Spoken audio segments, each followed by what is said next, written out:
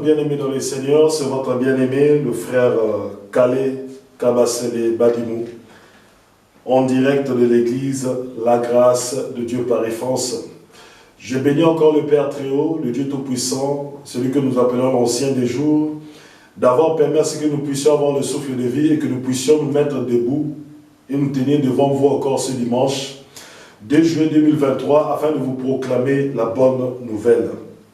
Bien-aimés, c'est toujours une joie que je puisse venir vous annoncer les paroles de Christ. C'est toujours une joie de venir vous annoncer cette bonne nouvelle qui est la bonne nouvelle de l'évangile qui concerne le Fils de Dieu. Mais avant toute chose, bien-aimés, recommandons cet instant entre les mains du Saint-Esprit. Père éternel, Père Tout-Puissant, nous te rendons grâce encore ce matin pour le souffle de vie. Béni soit le nom de notre Seigneur Jésus-Christ, car c'est par son sang que nous nous approchons devant toi. Car il est le chemin qui mène à toi. Son sang nous a sanctifiés, purifiés et lavés. C'est pour cela, Père, nous nous tenons devant toi, afin de te rendre grâce, afin de demander à ce que ton Esprit Saint, Père, puisse nous conduire encore en ce moment de la prédication et de l'enseignement. Que je ne parle pas selon les pensées des calés, mais que je parle selon les Écritures et selon ta pensée divine. Béni soit le nom de notre Seigneur Jésus-Christ, lui qui a accepté de se sacrifier pour nous, afin que ce peuple puisse entendre cette bonne nouvelle. Que ton Esprit Saint puisse convaincre du péché, et qu'il puisse ramener les gens dans le droit chemin. Gloire te soit rendue, Père, car tu n'es pas un Dieu de désordre, mais un Dieu de paix. À travers cette parole, aujourd'hui, tu mettras la paix dans beaucoup de consciences, dans beaucoup de cœurs, et dans beaucoup d'églises. Béni soit ta grâce et ta faveur. Père, bénis tout celui qui aura l'occasion de regarder cette vidéo aujourd'hui ou plus tard. Que ton nom soit béni et glorifié. Au nom de Jésus-Christ, j'ai ainsi prié. Amen, amen, amen, amen. Bien-aimés dans le Seigneur, aujourd'hui nous continuons notre thème sur la femme peut-elle enseigner dans l'église? Vu qu'il y a beaucoup de choses à dire dessus, nous allons directement entrer dans le vif du sujet. Les versets que nous disons des versets controversés. C'est-à-dire que les versets qui créent polémique. À mon humble avis, aucun verset de la Bible ne peut créer polémique. Parce que Dieu est saint, Dieu est parfait. Tout ce qu'il dit, c'est la vérité. La parole de Dieu est là pour nous guider. La parole de Dieu est là pour nous corriger. S'il y a un souci, ce n'est pas le problème de la parole de Dieu, mais c'est nous qui avons un souci. Pourquoi? Soit nous avons mal interprété la parole, soit au lieu de comprendre la pensée divine, nous avons refusé la pensée divine. C'est pour cela, vous voyez que les versets dont nous allons traiter aujourd'hui, j'ai dit que c'est des versets controversés, des versets qui créent polémique. Mais en soi, ces versets devant Dieu ne créent pas polémique. En soi, ces versets devant le Saint-Esprit ne créent pas polémique. En soi, ces versets, lorsque Jésus-Christ regarde que je suis en train d'enseigner ces versets, Jésus-Christ ne voit pas de polémique là-dedans. Pourquoi? Parce que celui qui comprend la pensée de Dieu a la vérité et marchera dans la vérité. Prenons le premier verset, 1 Corinthiens chapitre 14, à partir du verset 33 jusqu'au verset 38. Nous lisons au nom de notre Seigneur Jésus-Christ. Car Dieu n'est pas un Dieu de désordre, mais de paix. Comme dans toutes les églises des saints, que les femmes se taisent dans les assemblées, car il ne leur est pas permis de prendre la parole. Qu'elles se tiennent dans la soumission, selon que la loi même le dit. Si elles veulent s'instruire sur quelques points, qu'elles interrogent leur mari à la maison. Car il est inconvénient pour une femme de parler dans une assemblée. Est-ce de chez vous qu'est sortie la parole de Dieu? Ou bien, est-ce à vous seul qu'elle est parvenue? Si quelqu'un croit être prophète ou inspiré par l'Esprit, qu'il reconnaisse en ce que je vous ai écrit un commandement du Seigneur. S'il ignore, c'est qu'il est ignoré. Bien-aimés, le premier verset, c'est 1 Corinthiens chapitre 14. Pour traiter ce verset, il faut avoir de l'humilité. Il ne faut pas créer des contextes imaginaires. Parce que lorsque j'ai entendu différents ministres dire par rapport à ce verset, les gens disent que les femmes chrétiennes qui étaient à Corinthe, elles étaient rebelles. Elles n'étaient pas soumises. C'est pour cela que l'apôtre Paul a donné cet ordre. Cet ordre ne concernait que l'église de Corinthe, tel que certaines personnes le décrivent, tel que certaines personnes le disent, pour confirmer que la femme peut être apôtre, ministre de Dieu. Mais bien aimés, si nous lisons très bien le texte, nous voyons que l'apôtre Paul commence par quelque chose de très important. Il dit ceci au verset 33. Car Dieu n'est pas un Dieu de désordre, mais un Dieu de paix. Et dans l'église, pour démontrer que Dieu est dans l'église, Dieu est parmi nous, c'est d'abord la paix. Entre nous, frères et sœurs, dans l'organisation de l'église, et entre nous et Dieu. Alléluia. La paix est dans trois dimensions. Entre nous, frères et sœurs, dans l'église, entre les dirigeants et l'ordre dans l'église, et entre l'église et Dieu. Voilà la paix dont l'apôtre Paul parle. Maintenant, il dit, dans le verset 33 toujours, comme dans toutes les églises des saints, l'apôtre Paul précise quelque chose. Il dit comme dans toutes les églises des saints.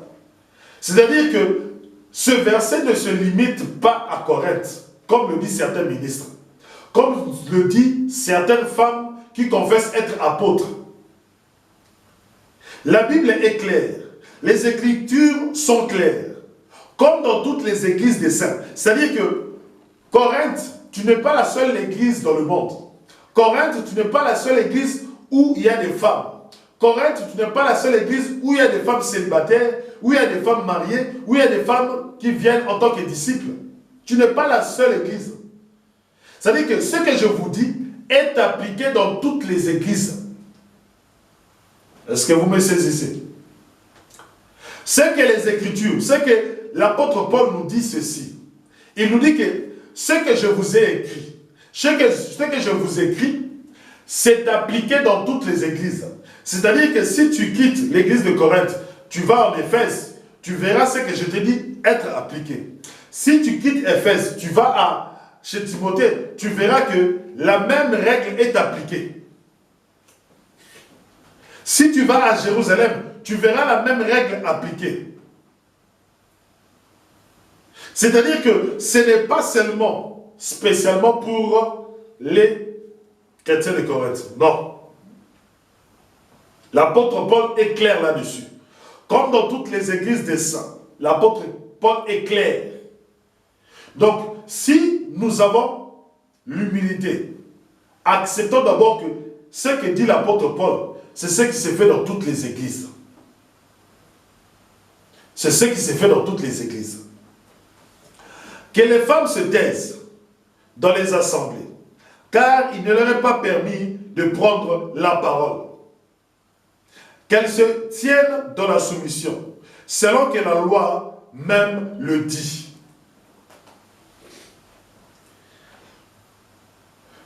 Lorsque l'apôtre Paul dit que la femme se taise, beaucoup de gens disent, frère Calais, comment est-ce que la femme peut se taire dans l'église? Puisque dans les versets précédents, dans 1 Corinthiens chapitre 11, dans 1 Corinthiens chapitre 14, même au début, l'apôtre Paul nous parle des dons, prophétie et de parler en langue. Si aujourd'hui, nous comprenons littéralement ça, nous allons dire que les femmes ne sont pas autorisées d'adorer, les femmes ne sont pas autorisées de prier, les femmes ne sont pas autorisées de prêcher, les femmes ne sont pas autorisées de louer Dieu, les femmes ne sont pas autorisées de témoigner. Mais laissez-moi vous dire quelque chose. Si vous comprenez les Écritures de cette manière-là, c'est que vous êtes dans l'erreur. Acceptons au moins que là Nous devons comprendre que lorsque Paul dit que les femmes se taisent dans les assemblées, ce n'est pas dans la même catégorie à mettre que la prière, la prophétie, le parler en langue. Non, pas du tout. Parce que nous sommes tous appelés les adorateurs. Que tu sois pasteur, que tu sois disciple, que tu sois un chrétien lambda dans l'église, lorsque tu viens à l'église, c'est pour avoir une conversation avec Dieu. Parce que la présence de Dieu est là. Donc, l'apôtre Paul ne peut pas dire aux gens, venez à l'église, et les femmes taisez-vous, et les hommes parlez. Disons que là, nous ne comprenons pas les Écritures. Mais par contre, si nous prenons le cas spécifique d'enseigner, de prêcher la parole dans l'église, ah oui, là l'apôtre Paul a raison. Là l'apôtre Paul a raison. Pourquoi je dis cela? Il dit que les femmes se taisent dans les assemblées, car il ne leur est pas permis de prendre la parole. Il dit de prendre la parole. Or, quand quelqu'un prend la parole, c'est prendre autorité. Or, nous savons bien, le samedi passé, ce samedi 1er juillet, je vous ai dit que le chef de l'homme, c'est Christ. Mais, lorsque la femme doit prier, lorsque la femme est dans l'assemblée des saints, la femme a une autorité. La femme est sous autorité. Quelle que soit la femme est sous autorité. Elle est sous autorité, soit de son père, elle est sous autorité, soit de son mari, elle est sous autorité, soit du ministre. Voilà les trois autorités. Qu'elle soit mariée, qu'elle soit célibataire, qu'elle soit veuve, quel que soit le cas où la femme veut prendre la parole, elle doit d'abord comprendre qu'elle est sous autorité. Qu'elle se tienne dans la soumission, selon que la loi même le dit. Pourquoi est-ce que l'apôtre Paul fait intervenir la loi? Les femmes vont dire, non, au temps de la loi, Dieu méprisait les femmes. Non, Dieu ne méprisait pas la femme. Dieu met l'ordre dans ce qu'il fait. Et pour qu'il y ait la paix dans l'assemblée des saints, à l'époque de Moïse, à l'époque de la loi, Dieu a dû mettre de l'ordre. Il a fixé des limites. Et ce n'est pas n'importe qui peut prendre la parole dans l'assemblée. Ce n'est pas n'importe qui peut prendre la parole dans l'assemblée des saints. Prenons Nombre chapitre 1. Prenons Nombre chapitre 1 pour vous donner une illustration de ce que nous disons.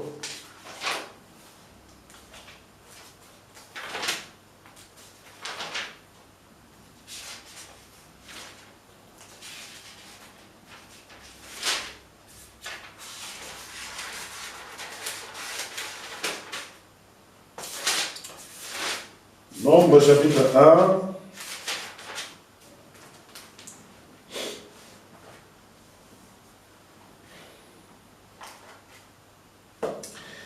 À partir du verset 1er, il y avait parlé à Moïse au désert du Sinaï, dans la tente du rendez-vous, le premier jour du second mois, la deuxième année après la sortie du pays d'Égypte, il dit: faites le recensement de toute la communauté des Israélites, par clan et par famille, en comptant les noms de tous les Baals, tête par tête. Tous ceux d'Israël qui ont 20 ans et au-dessus, aptes à faire campagne, vous les enregistrerez, toi et Aaron, selon leur formation au combat. Il vous sera adjoint un homme par tribu, un chef de famille. Alléluia. Je répète, il vous sera adjoint un homme par tribu, un chef de famille. Alléluia. C'est-à-dire quoi? Pour que le dénombrement se fasse, il faut prendre, à part Moïse, à part Aaron, il faut prendre un homme par tribu, un chef de famille. C'est lui qui représentera la tribu. Or, nous savons qu'Israël a 12 tribus. Donc, il y a 12 chefs. Or, ces chefs sont des hommes et non des femmes. Pourquoi est-ce qu'ils prennent un homme par tribu? Pour que cet homme-là puisse parler au nom de la tribu. C'est-à-dire que lorsque le peuple se rassemblera, lorsqu'il y aura assemblée de toutes les tribus, de l'assemblée d'Israël, donc chaque tribu a son représentant. Chaque tribu a quelqu'un qui va parler pour eux. Et cet homme-là est le chef de la tribu. Et cet homme-là parlera par rapport à la tribu. Et lorsque cette assemblée se rassemblera, la femme ne pourra pas parler. La femme ne pourra pas parler. La femme ne pourra pas prendre la parole. Alléluia. C'est ça que Dieu dit dans 1 Corinthiens chapitre 14. C'est-à-dire que lorsque l'assemblée des saints est réunie, pourquoi dit-il que la femme se taise? Parce que pendant que l'instruction est en train d'être donnée, la femme doit se taire.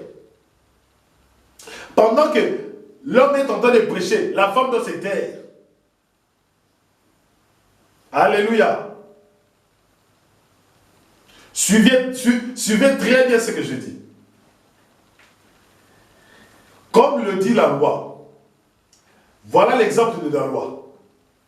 Un chef par tribu qui parlera par rapport à la tribu. Maintenant, quand nous revenons à l'église, nous savons que la femme est sous autorité. Et comme la femme est sous autorité, c'est son chef qui doit parler, pas elle. Alléluia. C'est son chef qui doit parler, pas la femme.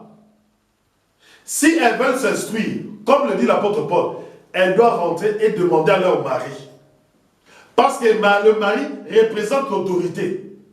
Le mari représente la personne qui peut se tenir devant l'assemblée et parler.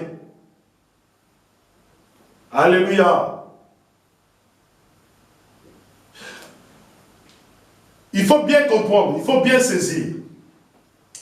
Beaucoup de femmes disent que non, on nous empêche d'enseigner. Oui, il faut qu'on vous empêche d'enseigner. Parce que ce n'est pas ce que Dieu a mis comme ordre. Si elles veulent s'instruire, elles doivent demander à leur mari. Mais la Bible est claire. La parole de Dieu est claire.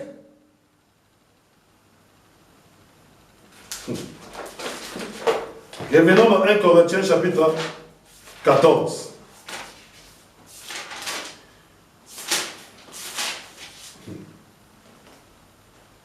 Écoutez maintenant, comme dans toutes les églises des saints, que les femmes se taisent dans les assemblées, car il ne leur est pas permis de prendre la parole. Or, quand est-ce qu'elles doivent se taire dans l'assemblée?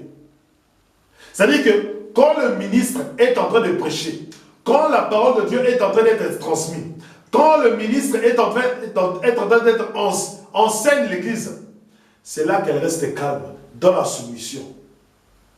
Elle ne peut pas prendre la parole. C'est-à-dire qu'elle ne peut pas dire que moi, je veux aussi enseigner. Elle ne veut pas dire que moi, je veux aussi prendre la parole et commencer à enseigner. Non. Bien aimé, que ce soit dans l'Ancien Testament, dans l'Ancienne Alliance, que ce soit dans la Nouvelle Alliance, nulle part nous avons vu une femme enseigner. Nulle part nous avons vu une femme apôtre. Nulle part nous avons vu une femme pasteur.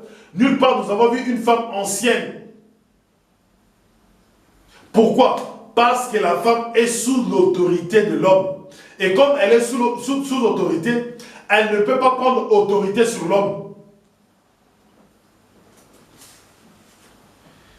Beaucoup de sœurs vont me dire, frère Calais, le ministère ne dépend pas de la femme ni de l'homme. Non, bien aimé. Le ministère dépend du genre. Oui. Concernant le ministère, le genre compte. Soit tu es un homme, soit tu es une femme. Et dans le cas du ministère, apôtre, prophète, pasteur, évangéliste, docteur, ce sont les hommes qui prennent la parole. Car les hommes sont les chefs. Les hommes ont la prééminence d'être chefs. Dites-moi un peu. Expliquez-moi un peu. Comment est-ce que toi, tu es soumise à la maison et tu veux devenir le chef de ton mari dans l'église? Puisque quand tu deviens ministre, quand tu deviens un apôtre, quand tu deviens un prophète dans l'église, tu as autorité sur ton mari. Or, la Bible dit que ton mari est ton chef. Celui qui enseigne, c'est le chef. Lorsque un Corinthien dit Dieu est le chef de Christ, Dieu a enseigné Jésus. Le Père a enseigné Jésus. Alléluia. Et lorsque nous disons que Christ est le chef de tout homme, c'est-à-dire que c'est Christ qui enseigne l'homme. Et lorsque nous disons que le mari est le chef de la femme, c'est le mari qui enseigne la femme et non l'inverse. C'est le supérieur qui bénit l'inférieur. C'est le supérieur qui bénit l'inférieur. Alors dites-moi, comment est-ce qu'aujourd'hui vous pouvez vous lever et dire que la femme peut être apôtre, la femme peut être pasteur, la femme peut être évangéliste? En plus, ce sont des femmes mariées. En plus, ce sont des femmes mariées. Or, l'apôtre Paul dit clairement, si elles veulent s'instruire sur quelques points, qu'elles interrogent leur mari à la maison. Donc, c'est-à-dire que le mari a plus de connaissances que la femme. Le mari a plus de compréhension que la femme. Alléluia. Si elle ne comprend pas certains points des Écritures, elle ne viendra pas prendre la parole. Non, pas du tout. Elle rentrera à la maison. Elle demandera son autorité. Si elle est mariée, elle demandera son autorité. Si son père est chrétien, elle demandera à son père. Si son père n'est pas chrétien, elle ira voir le ministre demander qu'est-ce que cela signifie. Je n'ai pas compris.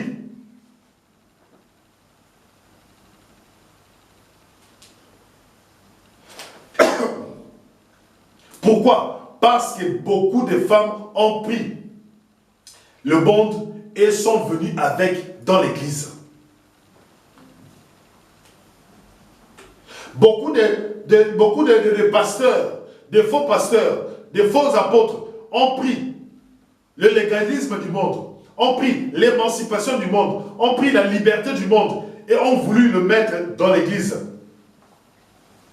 Croyez-vous que ça s'est passé seulement maintenant? Ça ne date pas d'aujourd'hui. Lorsque l'apôtre Paul écrit cela, c'était à Corinthe. C'était les païens. Et cette vague de théologie libertaire, cette vague de théologie d'émancipation est venue à Corinthe. Et il fallait remettre l'ordre. Gloire soit rendue à Dieu. Pourquoi? Parce que son esprit a vu déjà ce qui arriverait aujourd'hui. Bien aimés, nous ne pouvons pas compromettre avec la parole. Non, non, pas du tout. Si elles veulent s'instruire, qu'elles aillent demander à leur mari à la maison. Mais c'est clair. Beaucoup de gens prennent des prétextes. Oh, dans ce contexte, tu vois, les femmes étaient rebelles, les femmes n'étaient pas soumises, les femmes étaient ceci, les femmes étaient cela. Non, les femmes de Corinthe sont ceci, sont cela. Bien aimés, comme dans toutes les églises des saints, c'est-à-dire à Jérusalem, à Thessalonique, à Galate, chez les Éphésiens, quel que soit à Galate, partout dans toutes les églises, bien aimés, ceci est appliqué. Car il est inconvénient pour une femme de parler dans une assemblée. Ça, c'est une règle. Dites-moi, même dans vos réunions de famille, qui prend la parole? N'est-ce pas, ce sont les hommes. Dans vos coutumes, c'est qui prend la parole dans vos coutumes? N'est-ce pas le chef de la famille? N'est-ce pas celui qui est chef de la famille? Un père.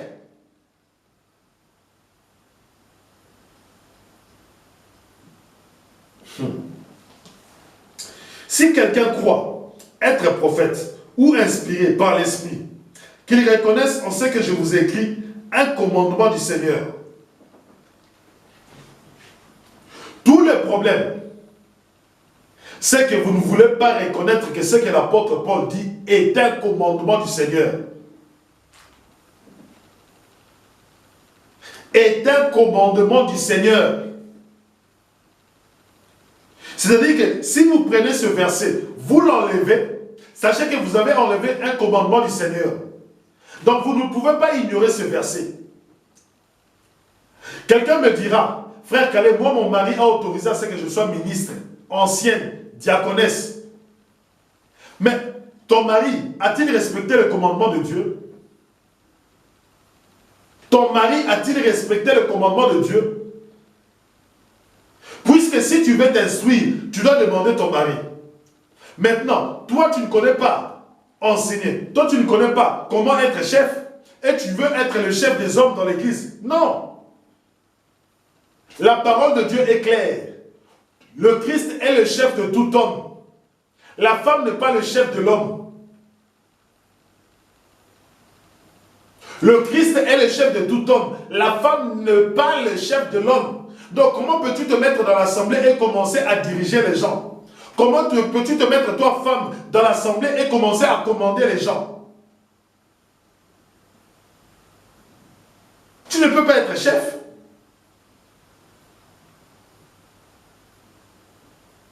Alléluia. Non, frère Calais, c'était à l'époque de Corinthe, il n'y a plus quoi?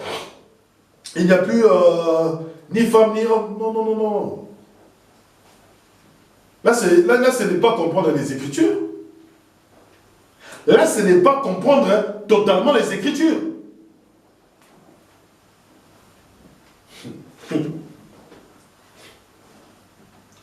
Comment est-ce qu'une femme, à la maison, elle n'est pas chef. À la maison, elle ne conduit rien. Elle n'est pas chef. Mais arrivée à l'église, elle est le chef de son mari. Ça n'a aucun sens. Or, le mari, que ce soit à la maison, que ce soit devant l'État, que ce soit devant les familles, que ce soit dans l'église, le mari demeure le chef de la femme. Le mari demeure le chef de la femme. Alors si dans l'église, le mari demeure le chef de la femme, comment est-ce que la femme peut-elle enseigner son mari?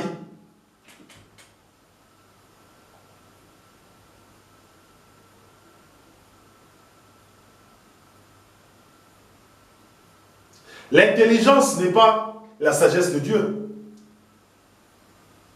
Tu peux être intelligente, plus intelligente que ton mari. Mais cela n'enlève pas que ton mari est ton chef.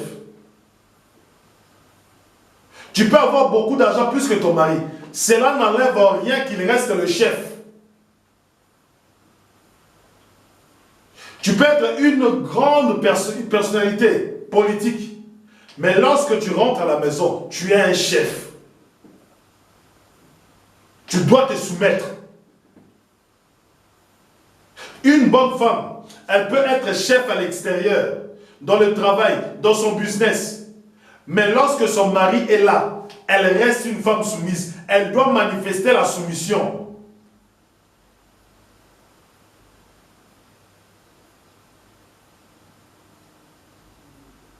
Et comme dans l'assemblée des saints, son mari est là, elle ne peut pas prendre la parole.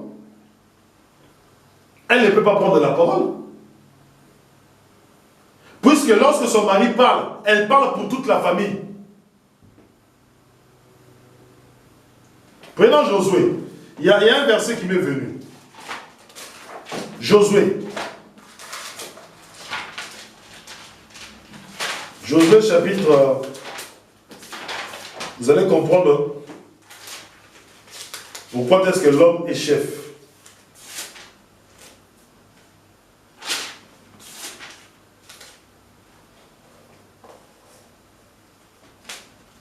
Lorsque Josué est entré à Jéricho, Dieu avait dit qu'il y a certaines choses que vous ne devez pas prendre. Parce que Jéricho est voué à destruction. Mais il y a une certaine personne, un homme, qui a gardé certaines choses de Jéricho. Et lorsque ils sont partis dans une autre ville, la ville de Haï, échec devant Haï, sanction du sacrilège. Écoutez maintenant ce que Dieu répond à Josué. L'Éternel dit à Josué, relève-toi. Pourquoi restes-tu ainsi prosterné? Israël a péché. Il a violé l'alliance que je lui avais imposée. Oui, on a pris de ce qui était anathème. Et même on l'a dérobé. Et même on l'a dissimulé. Et même on l'a mis dans ses bagages. Eh bien, les Israélites ne pourront pas tenir devant leurs ennemis. Ils tourneront le dos devant leurs ennemis parce qu'ils sont devenus anathèmes. Si vous ne faites pas disparaître du milieu de vous l'objet de l'anathème, je ne serai plus avec vous. Lève-toi, sanctifie le peuple et tu diras, sanctifiez pour demain, car ainsi parle Yahweh, le Dieu d'Israël. L'anathème est au milieu de toi, Israël. Tu ne pourras pas tenir devant tes ennemis jusqu'à ce que vous ayez écarté l'anathème du milieu de vous. Maintenant, écoutez ce que Josué fit. Josué se leva de bon matin. Il fit avancer Israël par tribu. Et c'est la tribu de Juda qui fut désignée par le sort. Il fit approcher le clan de Juda. Et le clan de Zéra fut désigné par le sort. Il fit approcher le clan de Zéra par famille. Et Zabdi fut désigné par sort. Josué fit avancer la famille des Zabdi, homme par homme. Et se fit Akan, fils de Carmi, fils de Zabdi, fils de Zéra, de la tribu de Juda, qui fut désigné par le sort. Écoutez maintenant. Josué dit à Akan, mon fils, rends gloire à l'Éternel, Dieu d'Israël, et fais-lui hommage. Déclare-moi ce que tu as fait et ne me cache rien. Akan répondit à Josué, en vérité, c'est moi qui ai péché contre l'Éternel, Dieu d'Israël. Et voici ce que j'ai fait. J'ai vu dans le butin un beau manteau de chinéa et 200 cycles d'argent, ainsi qu'un lingot d'or pesant 50 cycles. Je les ai convoités et je les ai pris. Ils sont cachés dans la terre au milieu de ma tente, l'argent par-dessous.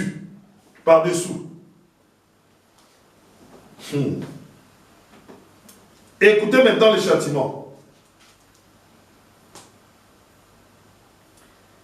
Ils élevèrent sur lui un grand monceau de pierre qui existe encore aujourd'hui.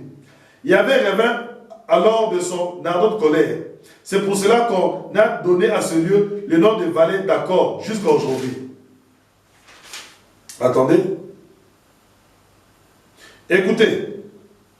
Écoutez ce que Dieu donne comme ordre. Lorsque Josué prit Akan, fils de Zéra, et le fit monter à la vallée d'Accord, avec l'argent, le manteau et le lingot d'or, avec ses fils, ses filles, son taureau, son âne, son petit bétail, sa tente et tout ce qui lui appartenait.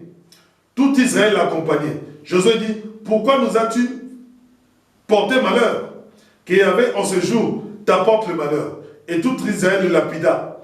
On les livra au feu et on leur jeta des pierres.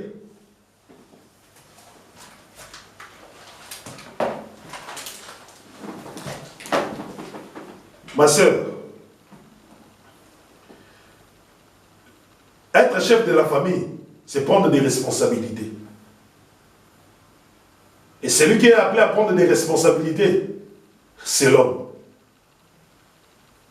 La femme ne savait rien. La femme d'Akan ne savait rien. Ses enfants aussi ne savaient rien. C'est le père qui a péché. Mais c'est toute la famille qui a péri. Et c'est le père qui parlait devant l'assemblée, pas la femme. Alléluia. C'est pour cela que vous voyez que lorsque Adam a péché, le péché est entré dans le monde. Le péché n'est pas entré par la femme, non. Le péché est entré par l'homme.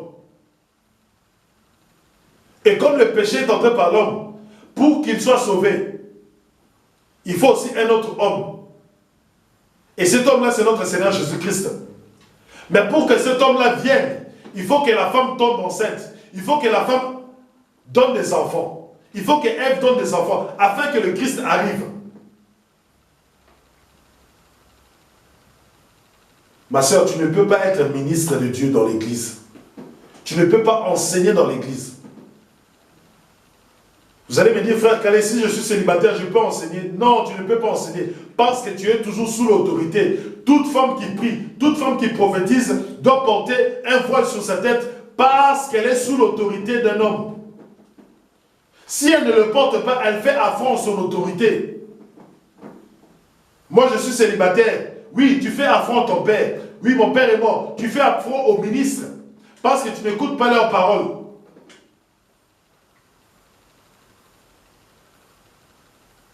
Alléluia.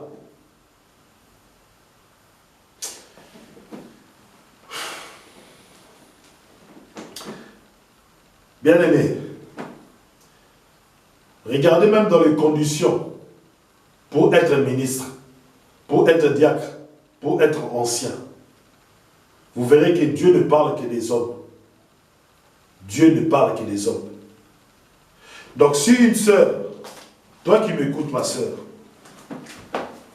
si tu as cette inspiration, cette révélation de dire que tu es ministre, le Seigneur Jésus-Christ te dit que tu es ministre, sache que cela ne vient pas de lui.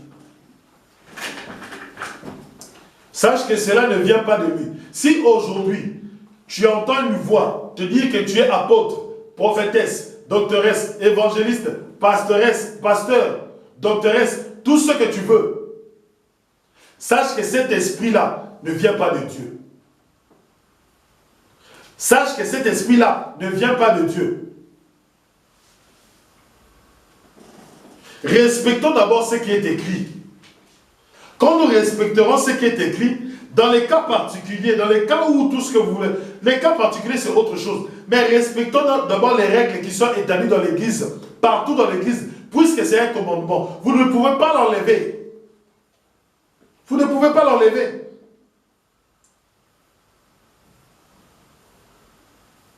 Si l'apôtre Paul s'était limité là, ok. Mais quand l'apôtre Paul dit, c'est un commandement, automatiquement, cela change la dimension de la chose. Un commandement, on doit y obéir. On doit s'y soumettre. Alors si dans ton église, ou si un pasteur vient te dire, je vais t'imposer les mains, tu seras maintenant ministre de Dieu. Dis-lui, je ne peux pas être ministre de Dieu. Parce que moi, je suis marié. Moi, quand je ne comprends pas quelque chose dans l'église, je dois rentrer demander à mon chef, mon mari. Donc, je ne peux pas venir être ministre. À l'église, à la maison, c'est mon mari qui est le chef. À l'église, c'est moi qui suis son chef. Impossible. Ça, c'est contredire la parole de Dieu. À la maison, le mari est le chef. À l'église, le mari reste le chef. Et nous savons que la femme n'est pas le chef de l'homme dans l'église. Impossible. Je vous appelle à la repentance. Je vous appelle à la repentance. C'est avec amour, humilité, que je vous appelle à la repentance.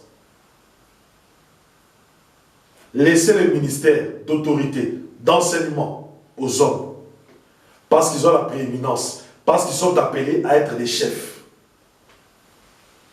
Père éternel, Père Tout-Puissant, nous te rendons grâce pour cette parole.